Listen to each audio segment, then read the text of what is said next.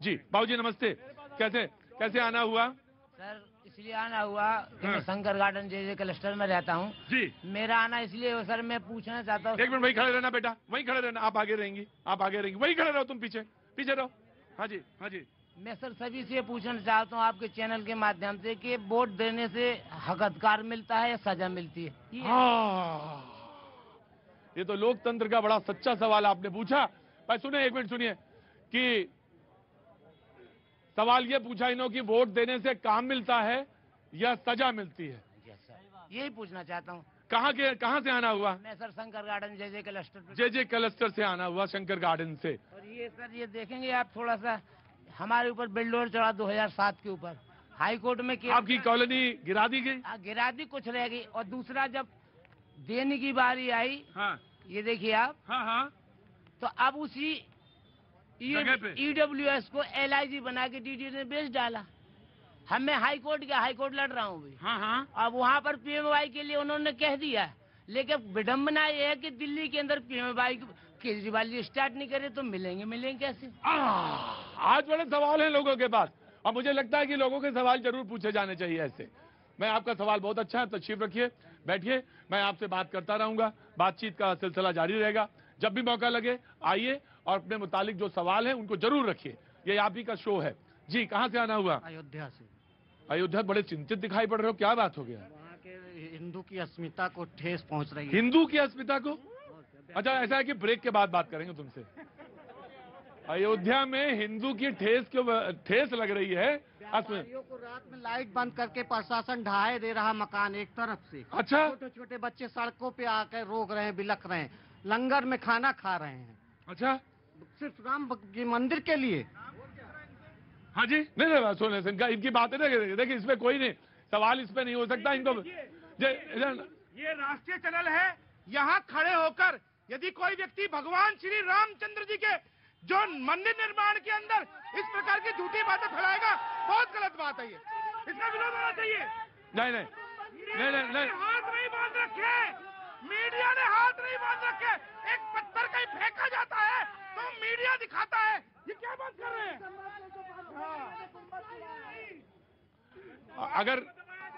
अगर वो जो आखिरी सेंटेंस हमने सुना, अगर तुमने वो किया है तो मेरे हिसाब से तो अच्छा काम नहीं किया था। लेकिन हाँ, तुम्हारा घर, तुम्हारी व्यवस्था, तमाम तरह के कंपनसेशन है, कंपनसेशन दिए जा रहे हैं। लेकिन अगर सुनिए, क्या नाम है आपका? क्या नाम है? धर्मेंद्र सिंह जी।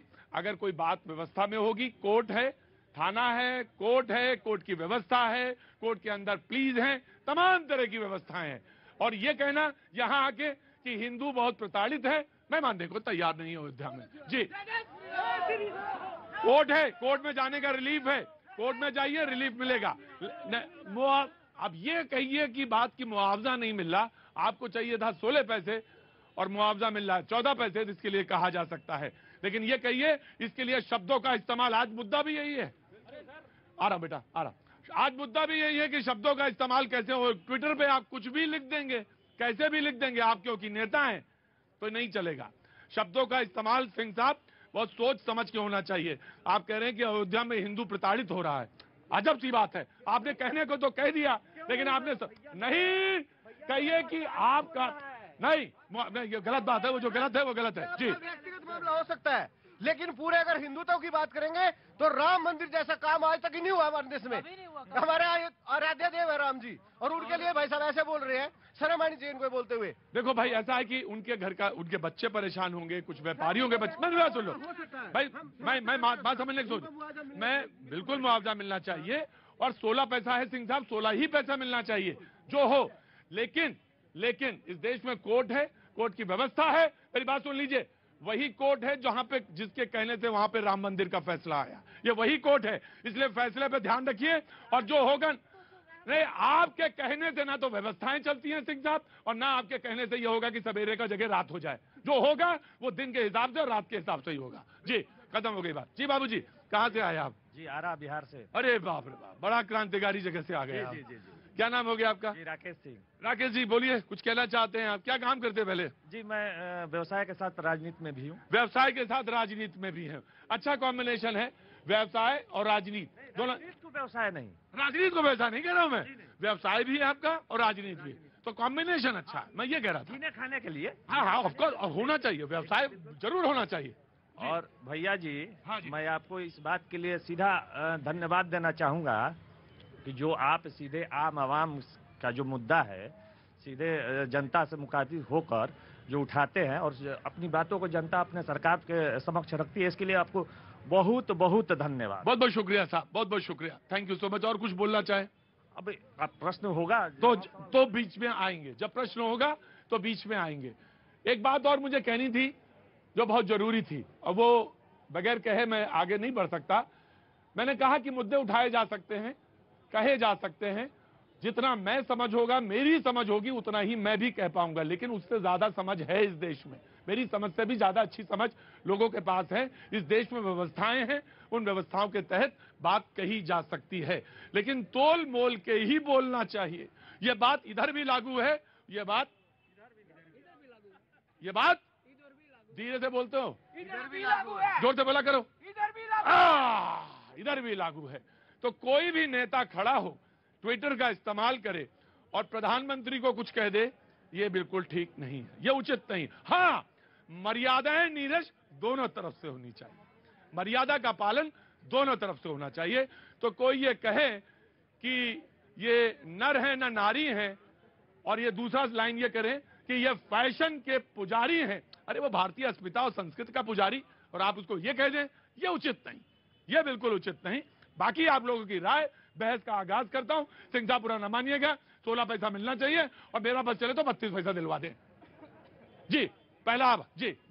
देखिए प्रतीक जी, जिस प्रकार से कीर्ति आजाद जी ने अपनी ओछी मानसिकता का प्रदर्शन ट्विटर पे किया है, बहुत निंदनीय। उन्होंने कहा कि उनकी बात को गलत समझा गया। बिल्कुल सच समझा गया, सही समझा गया। उन्होंने क्या कहा, ये नर है ना नारी है, ये तो फैशन के पुजारी हैं। पहली चीज, माननीय प्रधानमंत्री जी के विषय में यदि कोई भी वो कोट कर रहे हैं तो पूर्ण रूप से पूरी तरीके समझाते हुए लिखना चाहिए। दूसरी चीज, उन्होंने कहा कि प्रधानमंत्री जी फैशन के पुजारी हैं। अरे भैया, प्रधानमंत्री जी इस देश की सनातन संस्कृति के पुजारी हैं, प्रधानमंत्री जी भारतीय सभ्यता के पुजारी हैं। अनेकता में एकता इस देश की विशेषता है, और प्रधानमंत्री जी उसी विशेषता को पूरे विश्व के सामने रख रहे हैं। जिस मेघालय के अंदर आदिवासी समाज की जो पोशाक उन्होंने पहनी थी, वो खासी जाति की अपनी परंपरागत। मैं बहुत कम आपसे सहमत होता हूं, बहुत कम। 100 में 95 बार मैं आपसे असहमत होता हूं, 100 में 95 बार असहमत आपसे, बिल्कुल मैं आपसे सहमत नहीं होता। लेकिन आज मैं 100 में 95 नहीं 99% सहमत हूं आपसे। मैं सहमत। नो अब 20 सेकंड नहीं, मैं 20 सेकंड बाद। नो सारे लोग पैनल बढ़ा, मैं